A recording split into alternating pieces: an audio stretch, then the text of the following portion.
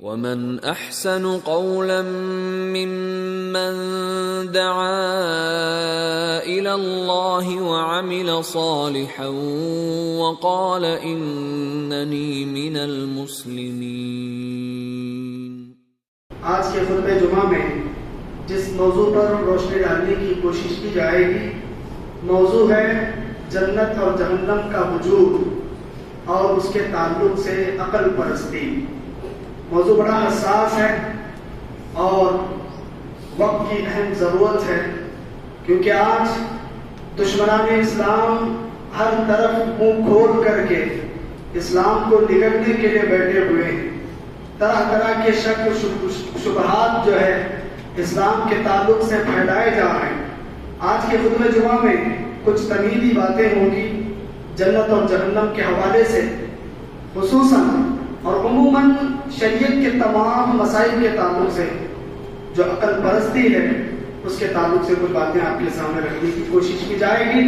اللہ تعالیٰ سے میں دعا کرتا ہوں کہ اللہ تعالیٰ مجھ کم علم طالب علم کی زبان پر اللہ حق باتیں جاری فرمائیں اور ہم تمام کو قرآن اور حدیث کی حق باتوں پر ہمیشہ عمل پیرا ہونے کی توفیق عطا فرمائیں، آمین یا رب العالمین۔ محترم حاضرین، قرآن مجید کی بے شمار آیات اور پیارے نبی جناب محمد رسول اللہ صلی اللہ علیہ وسلم کی انگنت احادیث مبارکہ اس بات پر صراحتاً دلالت کرتی ہیں کہ اللہ تبارک و تعالیٰ نے جن اور انس کو، جنات اور انسانوں کو محض اپنی عبادت کے لیے پیدا کیا، اور اس وسیع و عریض کائنات اور کائنات کی ہر چھوٹی بڑی مخلوقات کو رب العالمین نے اشرف المخلوق یعنی ہم انسانوں کے لیے پیدا کیا تاکہ انسان اللہ کی نعمتوں سے فائدہ اٹھاتے رہیں اور اللہ کی عبادت کرتے رہیں۔ اور یہ بات بھی بڑی مشہور و معلوم ہے کہ اللہ تبارک و تعالیٰ نے عالم ارواح کے اندر قیامت تک آنے والے انسانوں کو اکٹھا کیا، جمع کیا، اور ان سے ایک عہد اور پیمان، ایک وعدہ اللہ نے لیا تھا جسے عہد الست کہا جاتا۔ اللہ تعالیٰ نے جب آدم علیہ السلام کو پیدا کیا تو اللہ تعالیٰ نے قیامت تک آدم کی آنے والی وہ اولاد، وہ ذریت، وہ انسان جو قیامت کی صبح تک پیدا ہوں گے، ان تمام کو آدم علیہ السلام کی پشت سے، پیٹھ سے اللہ نے نکالا، پھر اپنے سامنے کھڑا کیا اور اللہ نے اپنی ربوبیت، اپنی الوہیت کا ان سے اعتراف کروایا، وعدہ لیا۔ اور اللہ تبارک و تعالیٰ نے اس کا تذکرہ قرآن مجید سورہ اعراف کی آیت نمبر 172 کے اندر بھی اللہ نے کیا ہے۔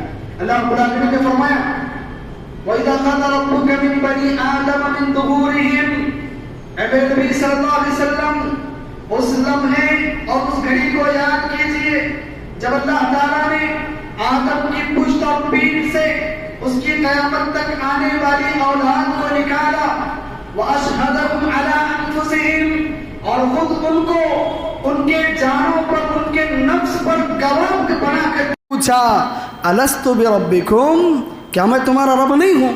ان سب نے جواب دیتے ہوئے کہا قَالُوا بَلَىٰ، اے اللہ کیوں نہیں، تو ہی ہمارا رب ہے، شہیدنا، ہم اس بات کی گواہی دیتے ہیں کہ تو ہمارا رب ہے، تو ہمارا پروردگار ہے۔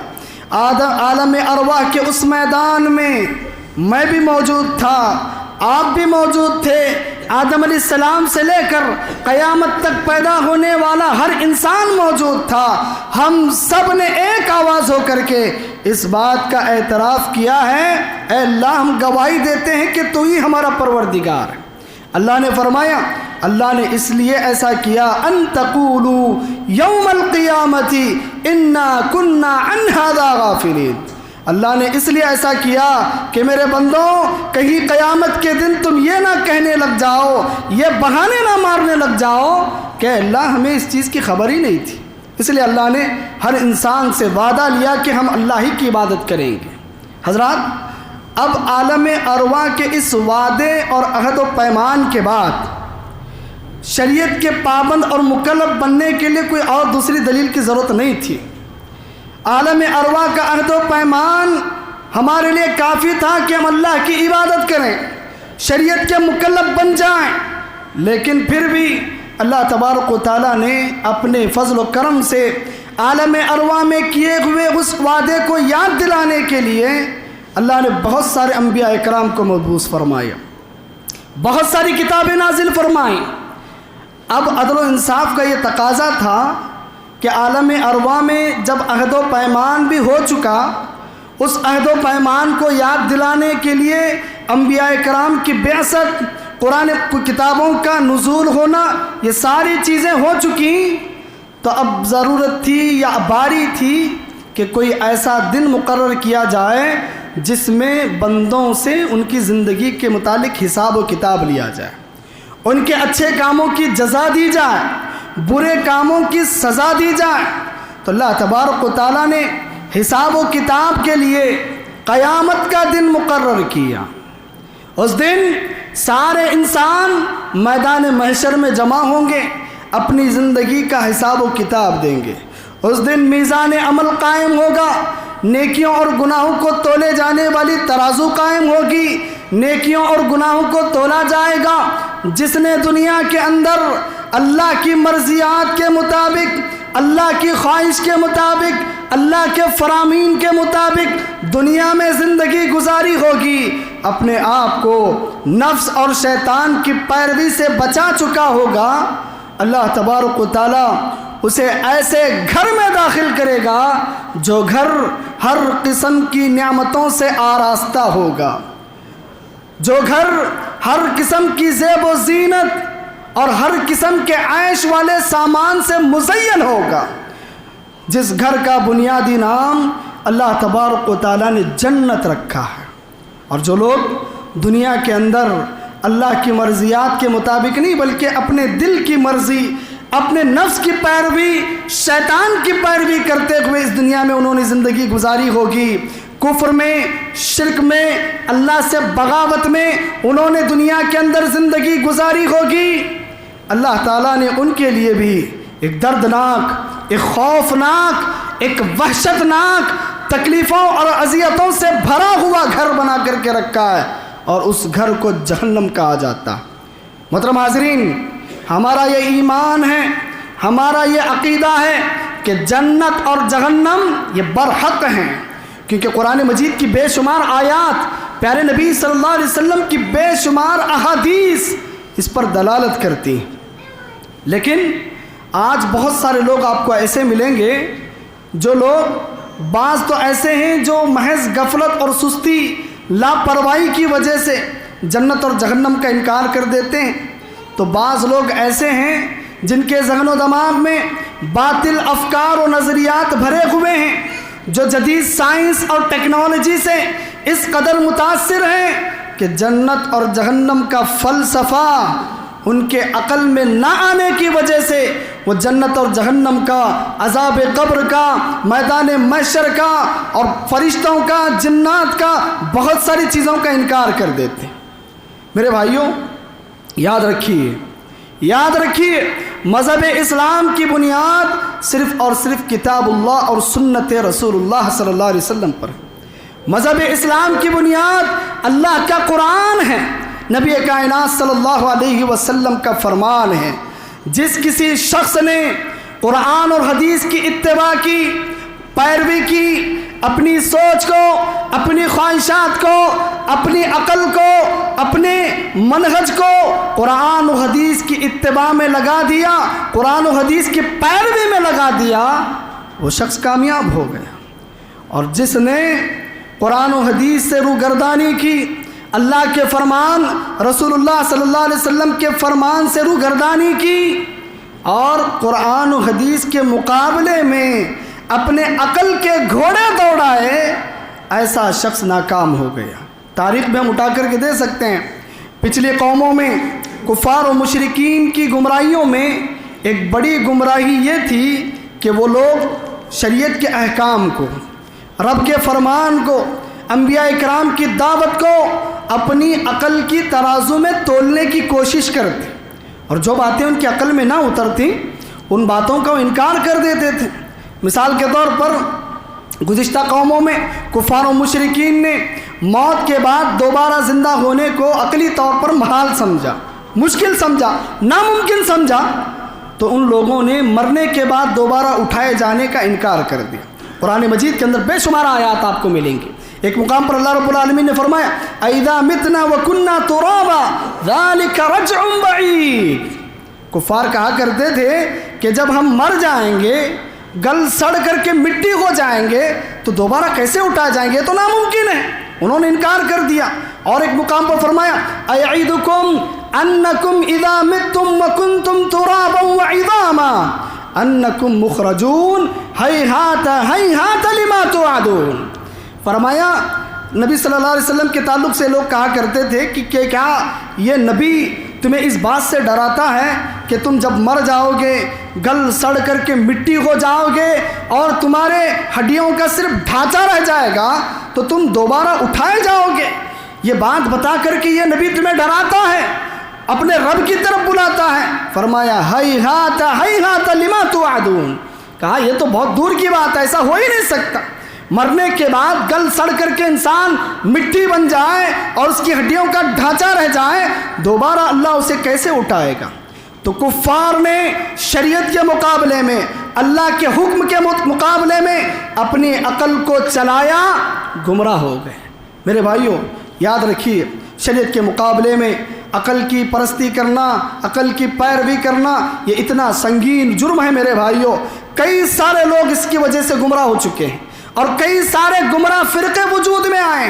اور ایک جو ہے قابل غور بات یہ ہے کہ پہلے جو لوگ عقل پرستی کیا کرتے تھے، ویسے تو شریعت کے معاملے میں اپنی عقل کو ڈالنے والے، عقل کو جو ہے شریعت سے ٹکرانے والے ہر دور میں لوگ موجود رہے ہیں، لیکن المیہ یہ ہے، پریشانی یہ ہے، تعجب کی بات یہ ہے کہ جو پہلے لوگ شریعت کے مقابلے میں عقل پرستی کیا کرتے تھے، عام طور پر وہ کفار ہوا کرتے تھے۔ شریعت کی کوئی ہمدردی ان کے اندر نہیں ہوا کرتی تھی، اسلام اور مسلمانوں سے ان کا کوئی تعلق نہیں ہوا کرتا تھا۔ لیکن آج آپ دیکھیں کہ شریعت کے معاملے میں عقل دوڑانے والے کوئی غیر نہیں ہیں، بلکہ شریعت کے معاملے میں عقل دوڑانے والے وہ تو اپنے ہیں، اور جو اپنے آپ کو مسلمان ظاہر کرتے ہیں۔ اور یہ محض ہمارا دعویٰ نہیں ہے، اس کی بے شمار مثالیں ہمارے پاس موجود ہیں۔ سن 2 ہجری میں جہم بن صفوان نامی ایک شخص جو اپنے آپ کو مسلمان کہتا تھا، جہم بن صفوان یونانی فلسفے سے متاثر یہ شخص شریعت کے بہت سارے احکامات کو اپنی عقل کی ترازو میں تولنا شروع کیا، تو نتیجہ کیا ہوا؟ ایک ایک کر کے شریعت کے اہم اور اصولی احکامات کا اس نے انکار کر دیا۔ ایک دو مثالیں اس کی۔ ایمان کے تعلق سے ہم سب جانتے ہیں، ایمان کسی شخص کا اس وقت تک مکمل نہیں ہو سکتا جب تک کہ وہ دل سے اقرار کرے، دل سے اس کو تسلیم کرے، زبان سے اس کا اقرار اور ظاہر کرے، اور اعمال کے ذریعے جب تک اسلام پر نہیں چلتا وہ مسلمان نہیں ہو سکتا۔ یہ بدبخت کہتا ہے جو اپنے آپ کو مسلمان کہنے والا ہے اور شریعت میں عقل ڈالنے والا ہے، کہتا ہے کہ دل سے ایمان کو کسی نے مان لیا، دل سے تسلیم کرنے کے بعد اب جو ہے اسے زبان سے اقرار کرنے کی ضرورت نہیں ہے۔ دل سے تسلیم کرنے کے بعد اگر کوئی زبان سے ایمان کا، اسلام کا انکار بھی کرتا ہے تب بھی اس کا ایمان مکمل ہے۔ اللہ اکبر۔ اتنا ہی نہیں، یہ کہتا ہے کہ ایمان لانے کے بعد اعمال کی کوئی ضرورت نہیں ہے، آپ نے ایمان قبول کر لیا، آپ مسلمان بن گئے، اب چاہے آپ نماز پڑھیں نہ پڑھیں، روزہ رکھیں نہ رکھیں، آپ دوسری عبادات کریں نہ کریں، آپ کے ایمان کا کوئی نقصان نہیں ہوگا۔ اتنا ہی نہیں، اس آدمی نے تقدیر کے معاملے میں عقل دوڑائی تو تقدیر کا سرے سے انکار کر دیا، کہنے لگا کہ تقدیر وقدیر کوئی چیز نہیں ہے، انسان مجبور محض ہے، انسان جو ہے مجبور ہے، انسان کوئی نیکی کرتا ہے نیکی بھی اللہ ہی کروا رہا ہے، انسان کوئی گناہ کرتا ہے تو گناہ بھی اللہ ہی کروا رہا ہے، انسان کے پاس کوئی اختیار نہیں، انسان بے بس ہے، گناہ نیکی انسان کی طرف سے نہیں بلکہ اللہ کی طرف سے ہو رہی۔ اگر ایسا ہے تو پھر جزا سزا کا کوئی معاملہ نہیں، جہنم جنت کا کوئی معاملہ نہیں، عذاب قبر کا، ساری چیزوں کا ایک ایک کر کے انکار کرتا چلا گیا، اللہ کی بہت ساری صفات کا وہ انکار کرتا چلا گیا۔ اتنا ہی نہیں، اس کے بعد شریعت کے معاملے میں عقل پرستی کرنے والا واصل بن عطا جو ایک معتزلہ نامی جو ہے ایک فرقے کا بانی بن گیا، اس نے بھی شریعت کے معاملے میں عقل دوڑائی، شریعت کے بہت سارے احکامات کا انکار کیا، اور جس نے بھی شریعت کے معاملے میں عقل دوڑائی ہے وہ خود بھی گمراہ ہوا، دوسروں کی گمراہی کا سبب بنا، باقاعدہ ایک ایک فرقہ ایک ایک مسلک وجود میں آ گئے۔ میرے بھائیوں یاد رکھیے، شریعت کے معاملے میں عقل پرستی، شریعت کے مقابلے میں، قرآن و حدیث کے مقابلے میں اپنی عقل کے گھوڑوں کو دوڑانا، یہی وجہ ہے کہ اسی عقل پرستی کی وجہ سے تصوف کا گندا عقیدہ لوگوں میں رائج ہو گیا۔ آپ اگر اس عقیدے کی تحقیق میں جائیں اور اس عقیدے کی گندگی کو آپ معلوم کریں، میرے بھائیوں اتنا بڑا گندا عقیدہ ہے، ایک مشرک بتوں کے سامنے سجدہ کرے، وہ شرک کرنا اس کے سامنے ہلکا نظر آئے گا، لیکن جو تصوف کے عقیدے نے گندگی پھیلائی ہے وہ شرک سے بڑی ہے۔ تصوف کا یہ عقیدہ جس کے اندر وحدت الوجود، وحدت الشہود کے قواعد مقرر کیے گئے۔ اب جانتے ہیں وحدت الوجود کیا ہے، وحدت الشہود کیا ہے؟ ان لوگوں نے شریعت کے اندر عقل دوڑائی تو کہا وحدت الوجود کا سلسلہ قائم کیا، کہا کہ کوئی چیز نہیں ہے دنیا میں سوائے اللہ کے، لا موجود الا اللہ۔ کیا کہا؟ لا موجود الا اللہ۔ دنیا کے اندر جو ساری چیزیں دکھ رہی ہیں یہ صرف وہم ہیں، یہ ساری چیزیں اللہ ہیں، نعوذ باللہ، ساری چیزیں اللہ ہیں۔ اور کسی نے کہا وحدت الشہود کا عقیدہ بھی انہوں نے پیدا کیا، کہا یہ ساری چیزیں جو دکھ رہی ہیں یہ چیزیں ہیں لیکن ہر چیز کے اندر اللہ ہے، استغفر اللہ من ذالک، کہا ہر چیز کے اندر۔ گستاخوں نے تو حد کر دی، نعوذ باللہ ثم نعوذ باللہ، غلاظت کے اندر تک انہوں نے اللہ کو ثابت کرنے کی کوشش کی۔ یہ کب ہوا؟ جب شریعت کے مقابلے میں ہم نے عقل کو دوڑانے کی کوشش کی۔ زیادہ دور جانے کی بات نہیں ہے، قریب ہی کے زمانے میں سر سید احمد خان جو ہندوستان کے رہنے والے تھے، ان کی مثال ہمارے سامنے ہے۔ سر سید احمد خان یہ آدمی سن 1868 سے 1870 تک انگلستان میں رہتا ہے، وہاں کی جدید سائنس اور وہاں کی ترقی ٹیکنالوجی سے اتنا متاثر ہوتا ہے، ہندوستان آ کر کے ایک بڑی یونیورسٹی علی گڑھ کے اندر ایک بڑی یونیورسٹی قائم کرتا۔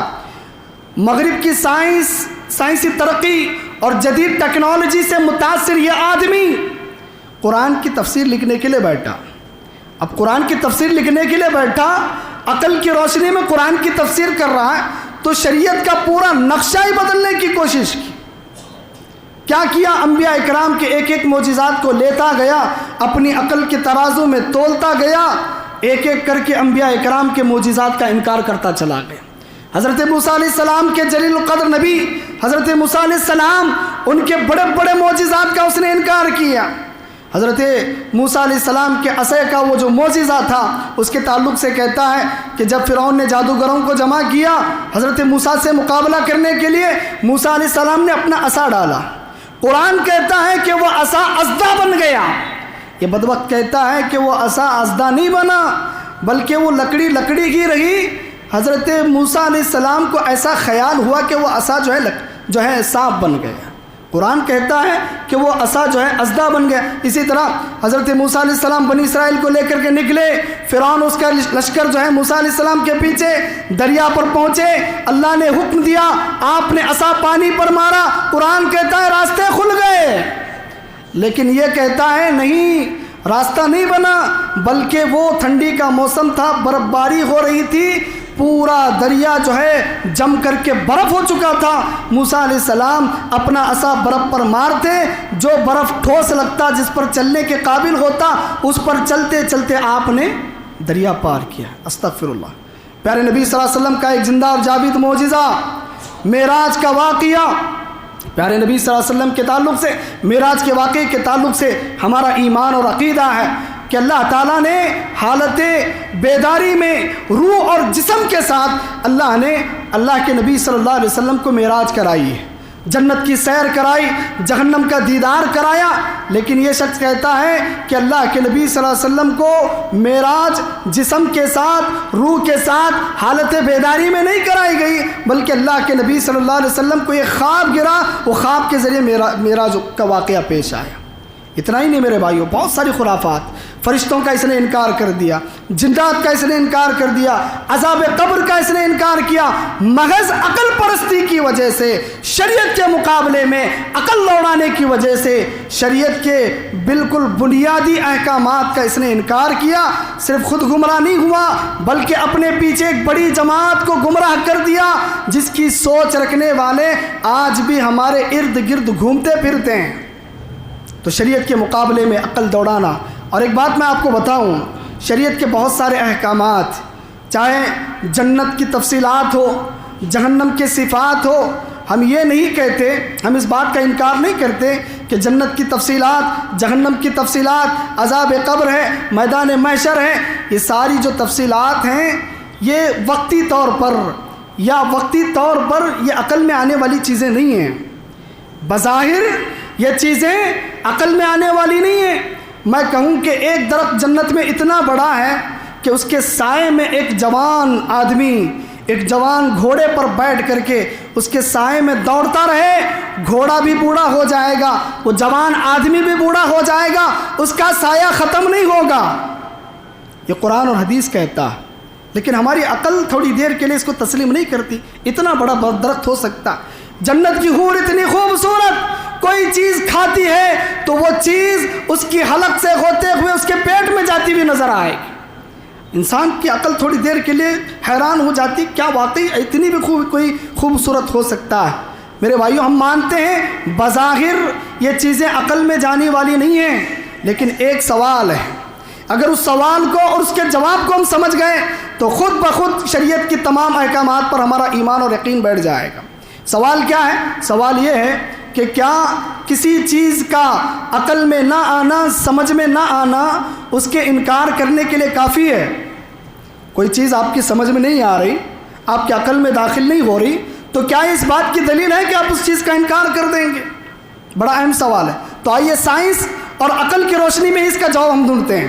اب دیکھیے، آج کی جدید سائنس یہ کہتی ہے کہ جس زمین پر ہم زندگی گزار رہے ہیں یہ زمین مسلسل حرکت کرتی ہے۔ ہم سب تسلیم کرتے ہیں اس بات کو، ہماری زمین حرکت کر رہی ہے، اور صرف ایک طریقے سے نہیں بلکہ دو طریقے سے حرکت کر رہی ہے۔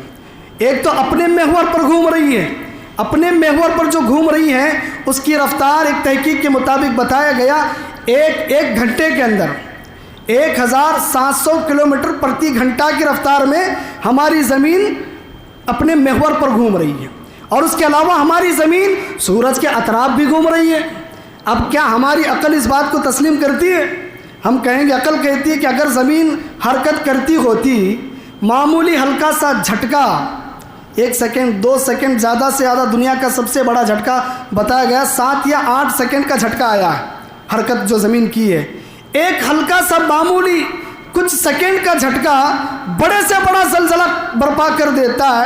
اور سائنس کہتی ہے کہ زمین باقاعدہ جو ہے حرکت کر رہی ہے، اتنی تیز رفتار سے گھوم رہی ہے، 1700 کلومیٹر پرتی گھنٹہ کی رفتار سے گھوم رہی ہے۔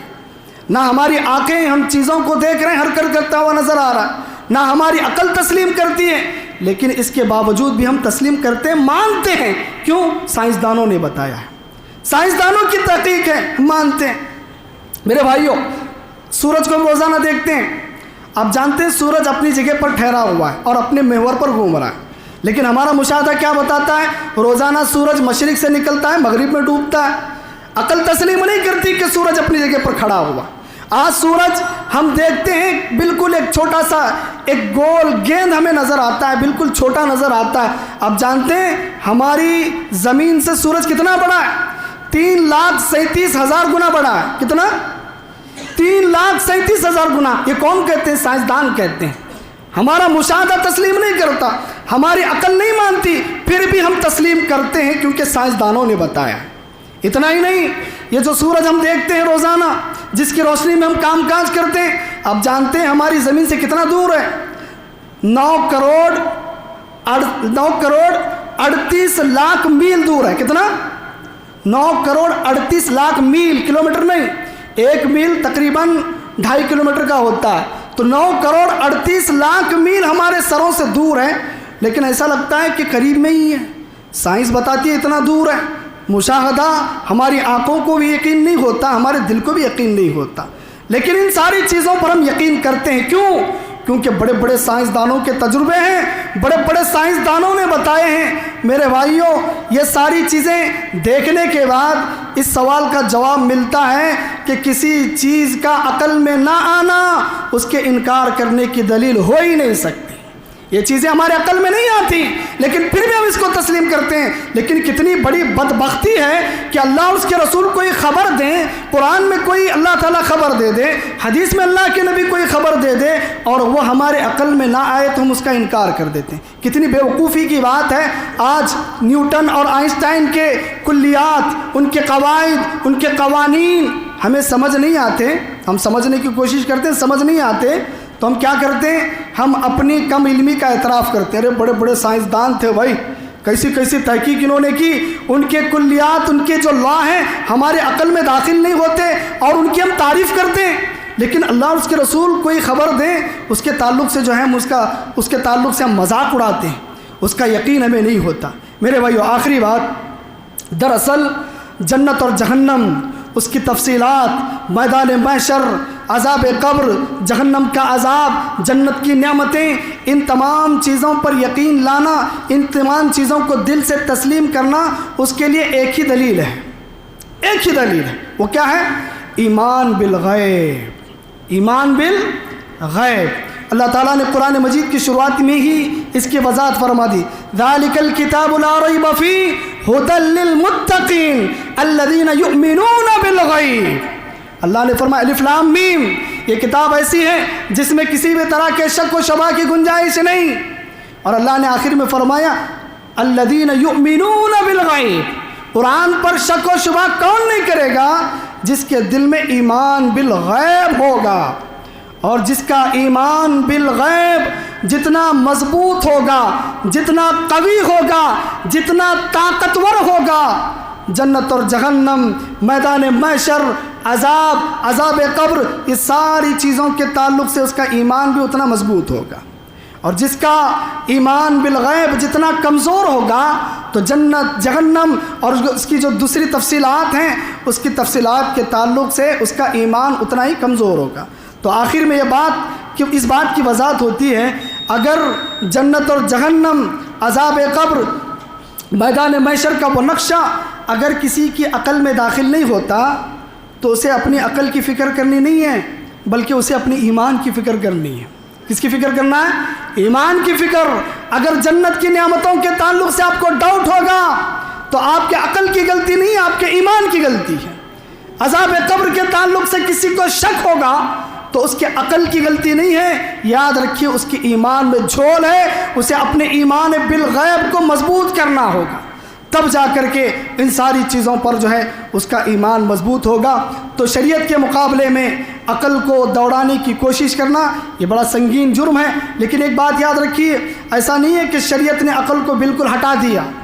शरीयत में अकल की अहमियत है। आप किसी बेवकूफ़ को बता करके कुरान नहीं समझा सकते। कोई पागल जो मिट्टी खाते हुए बाहर घूम रहा, आप उसे बुला करके कुरान समझाएंगे, हदीस समझाएंगे?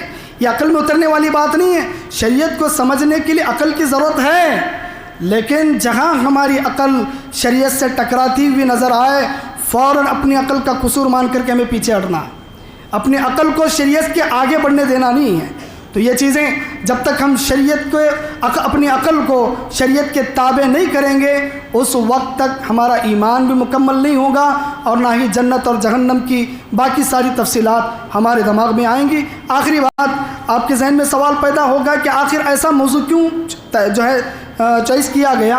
क्योंकि इसके बाद के जो लगातार कुछ खुतबे आने वाले हैं, उसमें इंशाअल्लाह हम जन्नत की तफसीलात को सुनेंगे, जन्नत की नेमतों को सुनेंगे, जन्नत के बागात के ताल्लुक़ से जो खूबियाँ अल्लाह ने कुरान में, प्यारे नबी ने अहादीस में बयान की हैं, वो सारी चीज़ें आपके सामने रखने की कोशिश की जाएगी। یہ ضرورت محسوس کی گئی کہ پہلے ہی یہ جو شک اور ڈاؤٹ ہے عقل کے معاملے میں، شیطان ہمارے پیچھے بیٹھا ہوا ہے. جیسے ہی میں جنت کے تعلق سے کوئی حدیث آپ کے سامنے بیان کروں، شیطان پیچھے سے آپ کو جو ہے جھول کرنے کی کوشش کرے گا. ایسا ہو سکتا ہے کیا؟ ایسی چیزیں ہو سکتی ہیں کیا؟ تو اس لیے پہلے وضاحت کی گئی، شریعت کی جتنی بھی باتیں آپ کے سامنے آ جائیں تو اس وقت میں آپ اپنے عقل کو سائیڈ میں رکھیں اور اللہ اور اس کے رسول صلی اللہ علیہ وسلم کی باتوں کو دل سے تسلیم کرنے کی کوشش کریں. اللہ تعالیٰ سے میں دعا کرتا ہوں کہ الہ العالمین ہم تمام کو شریعت کی تمام باتوں کو، تمام چیزوں کو دل کے ساتھ تسلیم کرنے کی توفیق عطا فرمائے. ہر قسم کا ڈاؤٹ، ہر قسم کا شک جو شیطان کی طرف سے ہمارے ذہن میں آتا ہے، اللہ رب العالمین اس کو دور فرمائے. اللہ رب العالمین ہم تمام کے علم غیب کو یا ہم تمام کے ایمان بالغیب کو اللہ رب العالمین مضبوط فرمائے. آمین وآخر دعوانا ان الحمد للہ رب العالمین.